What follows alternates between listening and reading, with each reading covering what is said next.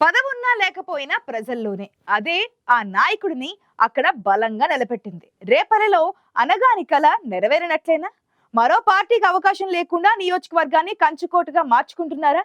మంత్రిలాగే ఆయన సోదరుడిని కూడా ప్రజలు స్వాగతిస్తున్నారా? అన్నదమ్ములుండగా ఇక ఏ ఇబ్బంది లేదన్న భరోసాతో ఉన్నారా?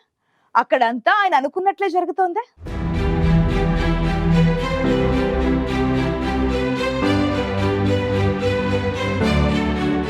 16 సంవత్సరాల క్రితం పేదలకు సేవ చేద్దామనే భావనతో రాజకీయాల్లోకి వచ్చారు అనగాని సత్యప్రసాద్. 2009లో టీడీపీ తరపున పోటీ చేసి ఓడిపోయినా నిరుత్సాహపడకుండా ప్రజల్లోనే ఉన్నారు.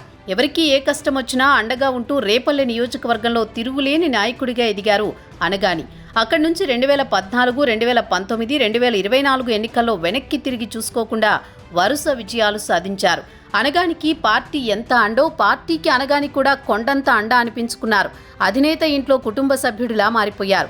సత్యప్రసాద్ పనితనం, పేదల్లో ఆయనకున్న ఫాలోయింగ్, పనిచేయాలనే తపన ఉన్న నాయకుడిని గ్రహించి చంద్రబాబు ఆయనకు రాష్ట్ర రెవెన్యూ శాఖ మంత్రిగా కీలక బాధ్యతలు అప్పగించారు.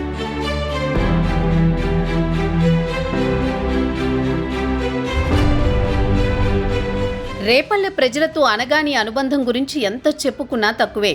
ప్రజలకు సన్నిహితంగా ఉంటారాయన. ప్రజలు కూడా ఏ కష్టం వచ్చినా ఏ అవసరం వచ్చినా ఆయనతో ఉన్న చనువుతో కుటుంబ సభ్యుడిలా చెప్పి చేయించుకుంటారు. 2019 ఎన్నికల్లో రాజ్యసభ సభ్యుడు మోపిదేవి వెంకటరమణారావుని కాదని వైసీపీ ఈ ఊరి గణేష్ని పోటీకి దించింది.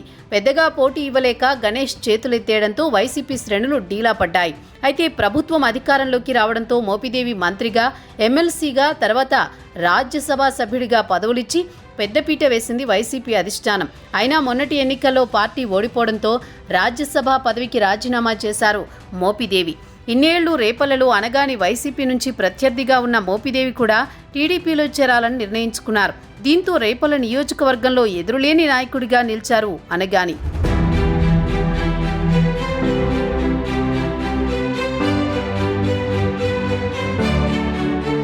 ఎటు చూసినా టీడీపీ తప్ప మరో పార్టీ ప్రస్తావన రాని విధంగా రేపల్లె నియోజకవర్గాన్ని కంచుకోటగా మలుచుకున్నారు అనగాని సత్యప్రసాద్. కీలక శాఖలకు మంత్రిగా రాష్ట్ర వ్యాప్తంగా పర్యటించాల్సి వస్తోంది. నియోజకవర్గానికి తరచూ వచ్చే అవకాశం లేకుండా పోయింది. దీంతో రేపల్లె ప్రజలు ఇబ్బంది పడకుండా చూసేందుకు ఎవరికి ఏ సమస్య వచ్చినా తక్షణమే పరిష్కరించాలనే ఉద్దేశంతో సోదరుడు అనగాని శివప్రసాద్కు బాధ్యతలు అప్పగించారు సత్యప్రసాద్. తనలాగే ప్రజల బాగోగులు చూడాలని చెప్పడంతో అన్న శివప్రసాద్ కూడా రేపల్లె నియోజకవర్గ ప్రజలకు అందుబాటులో ఉంటున్నారు. వరదల సమయంలో రాత్రింబవళ్లు సహాయక చర్యలను పర్యవేక్షించి సోదరుడిలాగే ప్రజల్లో మార్కులు వేయించుకున్నారు శివప్రసాద్. కరకట్ట తెగితే రేపల్లె మొత్తం మునిగిపోయే పరిస్థితుల్లో మంత్రి అనగాని సత్యప్రసాద్ సోదరుడు శివప్రసాద్ పెద్ద గండాన్ని గట్టెక్కించారనైతే చెప్పొచ్చు. తమ్ముడు బాధ్యతలు అప్పగిస్తే అన్న అంతకు మించి పనిచేశారనేది రేపల్లె ప్రజల మాట. ప్రజలతో ఎంత కలిసిమెలిసి ఉంటే అంత బలం పెరుగుతుందనేందుకు అనగాని సత్యప్రసాద్ నాయకత్వమే నిదర్శనం. ప్రజలతో పెనవేసుకున్న బంధమే తనను ఉన్నత శిఖరాలకు తీసుకువెళ్లిందనేది అనగాని మనసులో మాట.